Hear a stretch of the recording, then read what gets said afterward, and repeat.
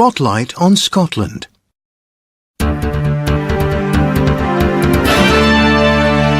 Hello and welcome back, listeners. In our What's New section today, we have a special guest, James McMullen, who is going to talk to us a little bit about his new prize-winning book, In Search of Nessie.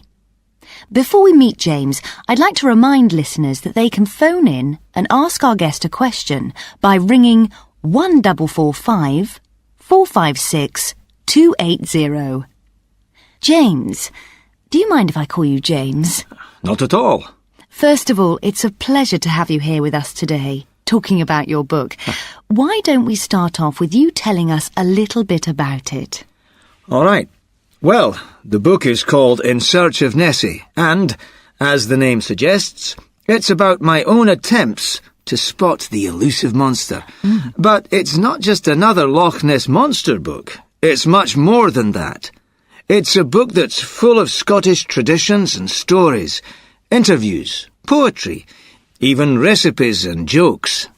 So, who is the book for? That's easy.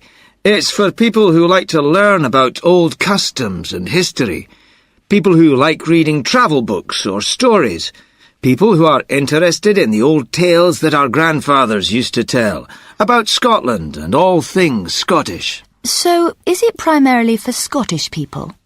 No, not at all. The book is about Scotland, but there's a lot in the book that is universal. At the end of the day, everyone likes a good story. In the book, you interview several people who claim to have seen Nessie. Yes, this is what formed the basis of the book from the start.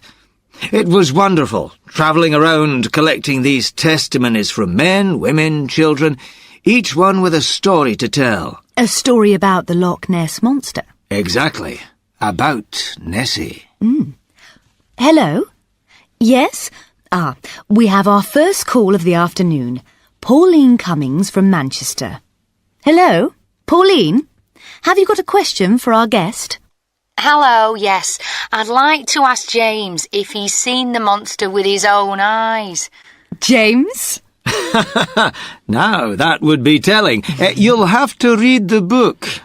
But can you tell listeners whether you believe in the Loch Ness Monster? Yes, I do believe in the monster. I am absolutely convinced of its existence. Pauline? Are you still there? What do you think? Well, I'm a bit sceptical myself. I don't believe in monsters. I think that Nessie is one of Scotland's best tourist attractions. A part of the folklore, maybe, but certainly nothing more. Thanks for your call, Pauline. Let's see what James has to say about that. Is Nessie a tourist attraction? Oh, yes, of course. But that doesn't mean he's not real. In fact, listeners don't have to take my word for it. They can visit the Nessie webpage at www.nessie.co.uk and see documented evidence, photographs, and even film coverage. Or they could read your book. Well, yes.